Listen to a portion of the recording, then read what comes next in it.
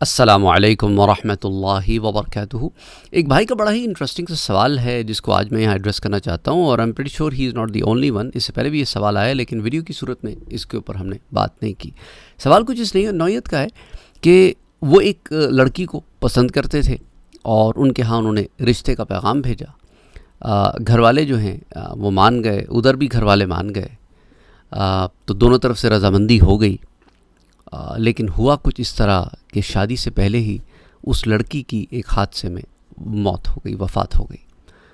इसी तरह के और पहले भी मेरे पास बहुत सारे केसेस आए हैं। मंगनी हो गई, मंगनी के बाद लड़की का इंतकाल हो गया, बात तय हो गई, उसके बाद इंतकाल हो गया, निकाह हो गया, रुखसती नहीं हुई, इंतकाल हो गया।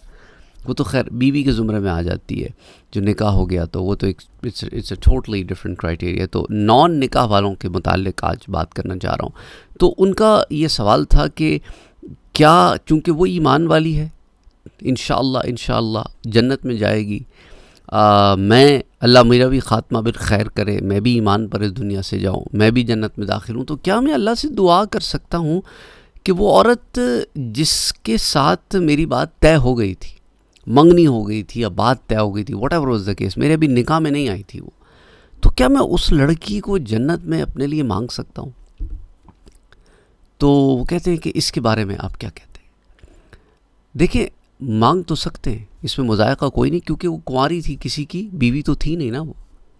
एक ऐसी औरत को ना मांगे जो, क्योंकि उसके अंदर बहुत बड़ा मुज़ायका है, गलत बात है कि जो किसी ऑलरेडी किसी की बीवी है, क्योंकि इट्स टोटली अनएथिकल, इमोरल, बहुत ही गलत किस्म की सोच है। लेकिन ये तो कुंवारी थी, किसी के साथ मंसूब नहीं थी, तो इस तरह की और लड़की से उसको आपने अल्लाह से अगर जन्नत में अपने लिए मांगना है, क्योंकि उसकी भी तो इवेंचुअली जन्नत में किसी न किसी से तो शादी होनी है ना, क्योंकि जन्नत में तो कोई कुंवारा होगा नहीं।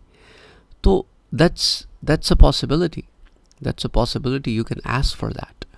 However, I also want to talk about one more thing. आप बहुत सारे लोग जो ये सवाल भेज रहे हैं वो जवान हैं, इसलिए ना बैठे रहें कि आप शादी ही ना करें कि आपकी ज़िंदगी में जिस लड़की ने आना था वो आ नहीं सकी। So please don't do that. Don't take that route. That route is something that Islam does not encourages you to do. इस्लाम देवदासियत नहीं सिखाता, ठीक है?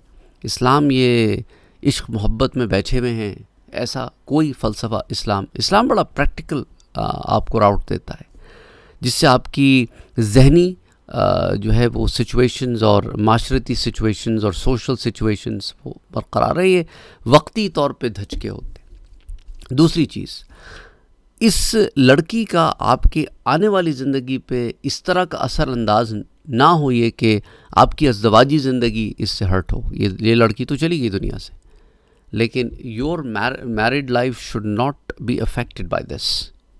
आई mean, these are practical things I am telling you. एक साइकोलॉजिकल इम्पैक्ट होते हैं इंसान के ऊपर, फिजियोलॉजिकल इम्पैक्ट्स भी होते हैं, तो साइकोलॉजिकल इम्पैक्ट्स भी होते हैं।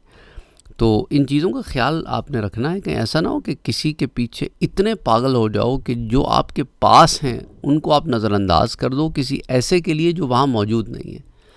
तो मांग सकते हैं, पर क्रेज़ इज़ नॉट, कुछ लोग क्रेज़ी हो जाते हैं, like they just go nuts. तो डोंट गो दैट राउट। मजनू बनने की ज़रूरत नहीं है। बीइंग जब आदमी जवान होता है ना, तो वो बड़ा एक्सट्रीम हो जाता है। इसलिए जब भी कोई लोग रेवोल्यूशन लाते हैं ना, तो वो जवानों में रेवोल्यूशन लाते हैं। आप देखें, जितने लोग सोशल मीडिया पर बहुत चढ़ गए एकदम से, उसके पीछे आप देखेंगे there is a power of youth. Youth is always very powerful, very vocal, बड़े उनमें जज्बा होता है। और एक उम्र पे आने के बाद लोग जो है ना वो एकदम ठहराव का शिकार हो जाते हैं। उन तक कोई इन्फॉर्मेशन पहुंचती है, वो it's like a dead and. They will take the information and they will absorb the information and they will not going to distribute it. They will not going to send it out. They will not going to exponentially contribute to the growth of information. तो youth जो है ना एक बड़ा energetic किस्म का एक element होता है सोसाइटी का। तो इसलिए यूथ जो है ना वो चूँकि इतना एनर्जेटिक होता है, तो वो एक्सट्रीम पर भी चला जाता है। एक्सट्रीम सिचुएशंस में भी चला जाता है। तो इसलिए इट्स एक्सट्रीमली इम्पॉर्टेंट कि इसको प्रॉपरली डायरेक्ट किया जाए। Proper direction is very very important. तो anyway the bottom line is कि आप इस चीज़ को इसी लेवल के ऊपर आपने रखना है, और मांगने में हर्ज कोई नहीं है। अल्लाह अज़्ज़ा वजल सबके लिए आसानियाँ पैदा करे, और बस that's all I have to tell you. अपना और अपनों का बहुत ख्याल रखें, और अल्लाह ताला सबके लिए आसानियाँ पैदा फरमाए। जो लोग जिसके जो लोग इस दुनिया से जा चुके हैं, अल्लाह सुब्हानहू व तआला उनकी मग़फ़िरत फरमाए। आमीन या रब्बल आलमीन। अल्लाहुम्मा सल्ली व सल्लिम व बारिक अला सय्यदिना व हबीबना व शफ़ीअना मुहम्मदिन सल्लल्लाहु अलैहि व आलिहि वसल्लम।